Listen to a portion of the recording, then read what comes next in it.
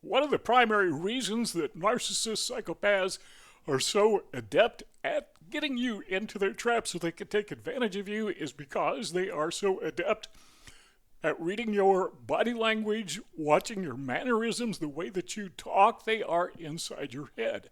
They are selective and they go after the most vulnerable individuals, and you were apparently that person. You made the cut. Now, something else they do besides evaluating you is they make sure that you cannot accurately evaluate them. In other words, as you probably already know this, I'm sure, but they're basically putting on an act. They're pretending to be somebody that they are not, somebody that you can trust, somebody that you can hang out with, that you feel really comfortable with. But if you understand what they are doing, if you get inside the head of the narcissist, keeping in mind that the narcissist is already inside your head from the perspective that he knows how you think, that you are vulnerable, that you are gullible, and he's usually right. But now we're going to get inside the head of the narcissist, and we're going to use their strategy against the narcissist. We're going to get inside their head. We're going to find out what are these people thinking, and how can we use that to acknowledge them, recognize them, and more importantly, to stay out of their traps. Number one is this. We need to understand that the narcissist, the psychopath, the dark triad narcissist will devalue you relative to themselves. So it's not just that they're putting you down. It's not just that they are making you think that you are a person of lesser value than you really are, but there is a comparison going on here. It's kind of like, look at me as compared to you. I'm much better. Now, will a narcissist say that flat out? No, probably not. Some of them may, but typically they want to give you that impression. And whatever it is you're doing, the narcissist you discover has a better idea. Your idea is not quite as good as their idea. So they're giving you, very subtly, they are giving you that impression that their value in, well, just about everything is superior to your value. So once we understand what they're doing, then we recognize that, I see a pattern here. But the second thing they do is they do the same thing rather to other people. When they're talking to you, they will compare themselves to others, or maybe they will just diss somebody else. Say something critical about what they did or how they did it or who they are, which I guess is kind of common. Most people do that, but the narcissist, you will notice, somehow he is the one, the narcissist himself or herself. They're the ones who have the better idea, who would have done it differently, who saw through what this other person is doing or what they're thinking. So we've got those first two things which circle on or centered around devaluation. So they devalue you relative to the narcissist. They devalue others relative to the narcissist. Now, I got to ask you, the narcissist, the psychopath that has been in your life, the dark triad narcissist, have you seen those patterns? If you have, when did you first begin to see them? At what point do they begin to emerge? Now, the psychopaths that I have seen in my life, the narcissist, I didn't see those at the very beginning. What I saw was somebody that I thought I was compatible with, that, we get along fine.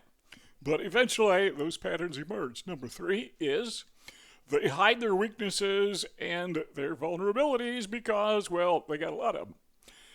Once we understand that the narcissist is extremely weak, once we understand that he or she is very vulnerable, and the narcissists that I've worked with had the unpleasant experience of them being in my life, once I realized their vulnerabilities, I almost felt sorry for these people.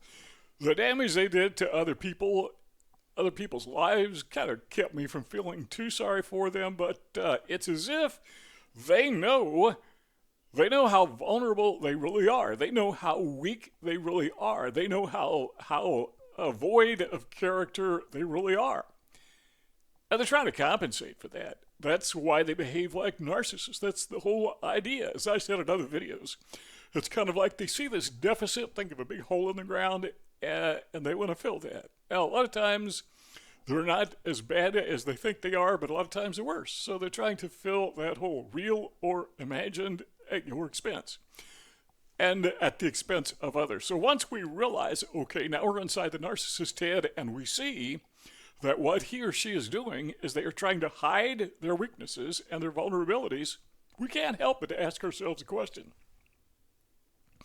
What is this guy's weakness? What is his vulnerability? What's going on inside this guy? I mean, if you see somebody, for example, who keeps moving constantly, I mean, they live one place and 6 months later they live somewhere else and then they live somewhere else, there's obviously a problem. And if they have a history of doing that for, say, years, they got a problem. Now, if somebody bounces around from job to job, now sometimes there are legitimate reasons to do that, but a lot of times there's not. And that's not always the case with a narcissist, but often it is, because they don't want to be told what to do. So we're looking inside now the narcissist's head, and we're getting a clearer image of what is going on. He has these deficits, and he wants to fill them because he feels empty at your expense. He wants that supply, that ego-building, ego-boosting supply to come out of you. Number 4, he wants to expose your weaknesses and your vulnerabilities. So we said number 3, he's hiding his vulnerabilities, his weaknesses, or hers.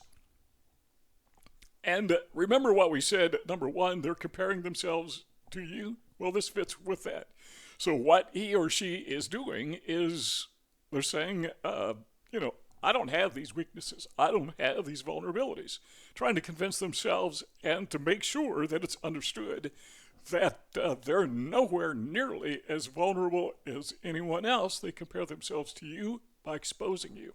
So they want you to know what your weaknesses are, your vulnerabilities are. Now, here's the thing that you got to keep in mind is a lot of times you really don't have the weaknesses that the narcissist wants you to have, or the vulnerabilities. So they make them up. I mean, I hate to say they flat out lie about you, but a lot of times they do. Or they will exaggerate to a fault. So again, stop and think about the narcissist that has been in your life, the psychopath. And ask yourself this question.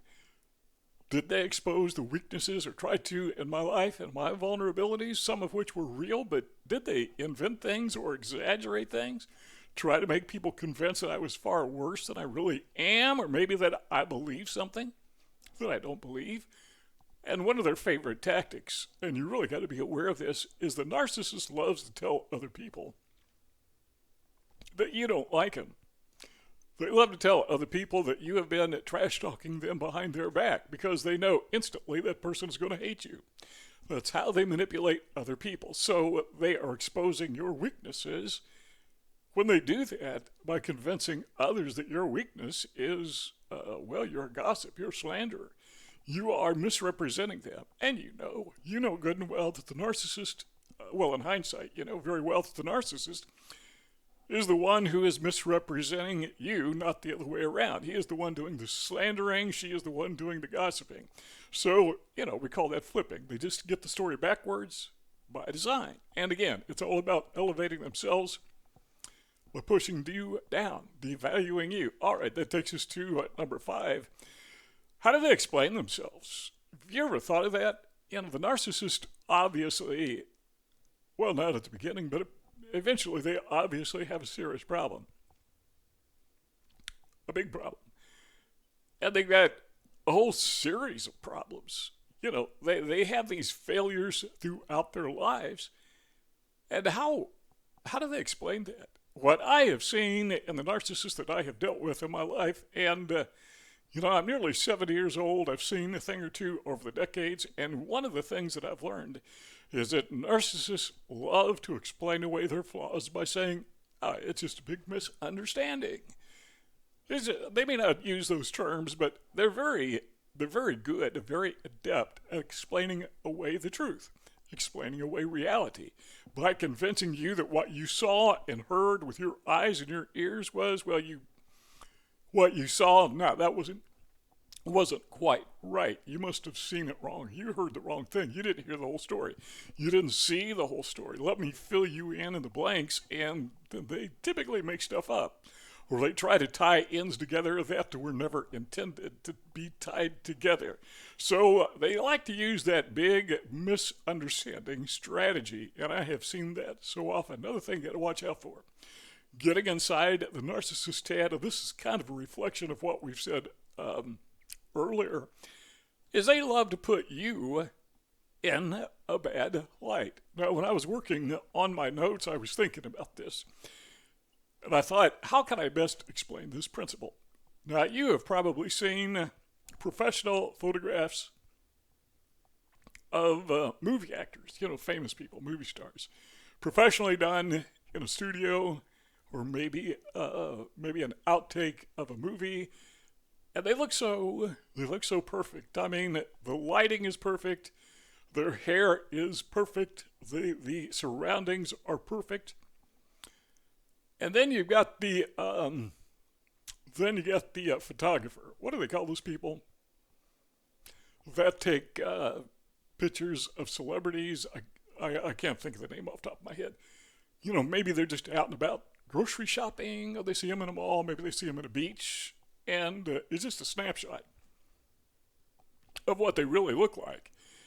And that guy that just, man, he looked like he had the perfect physique and is strong, and you saw that professional photograph, and now you see a photograph that was taken at the beach, and the guy's got a pot belly. And where those muscles go? And where'd that tan go? Now he's all white, pasty looking, or whatever. And so, one was in a good light and the other was in a bad light. Well, the narcissist, the psychopath, always wants to show the photo of you, figuratively speaking, in a bad light. They want to say, okay, this is what the guy really looks like. This is what he is really like. And he takes the worst photograph you could possibly take. Now, another good way of explaining this is imagine if somebody video recorded your life for one whole year. Everything you said, everything you did, they got it recorded on video and audio. And then they take that year-long video audio and they edit out probably 99.9% of it and edit it down to just, maybe a half-hour video. So they cut out almost everything. So, well, what did they keep? The worst things you ever did, the worst things you ever said. And if somebody watches that edited video, you appear to be really a bad person. I mean, just stop and think about all the things you did of last year that you wish I hadn't done that. Maybe a bad person, maybe a not too bright person. A guy makes a lot of mistakes. Bad driver, because he only kept in the parts where you were, not driving at your best behavior.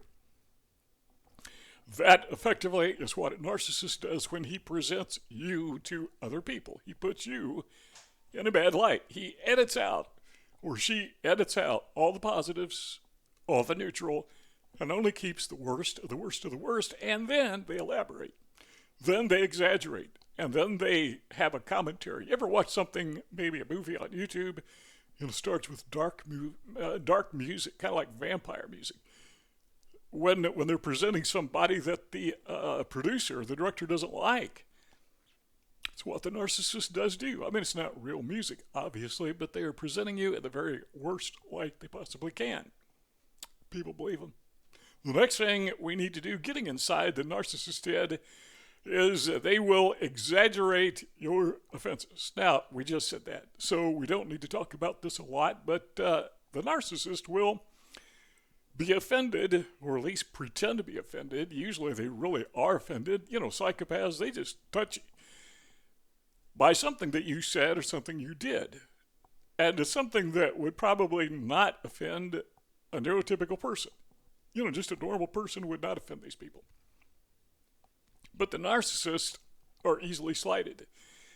And what they will do is they will take that offense. They are offended because of what you said or didn't say, or because of what you did or you did not do, but you should have done.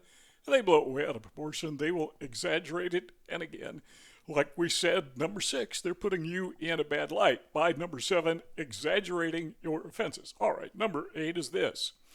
They love to compare you to others. Now, during the love bombing stage, you've probably seen this before, but during the love bombing stage, what the narcissist will do is he or she will compare you to some other person. So if this is a love interest, he or she will talk about their previous romance and how you're much better. If it's a business partnership, they'll talk about, the business guy they worked with before and how you are much better. Or whatever it is, friendship, their previous friend, you're a much better guy. that didn't last for long. So as soon as you hear this person suddenly comparing you to other people, but they were better than you, they may say something, my best friend is, and then they'll tell you their best friend. And guess what? It's not you. So what they are doing is they are subtly telling you that in their mind, compared to them, that, you just got demoted. Do you see how arrogant these people are? Like it really matters to anybody how they're compared to the narcissist. But yeah, they evaluate other people relative to themselves. And you were supposed to see that. You were supposed to see them as superior. And the last thing you ever want to do, according to the narcissist, is you just simply do not want to be devalued in his mind. Okay, now we're seeing inside his mind. We're seeing what the narcissist is thinking.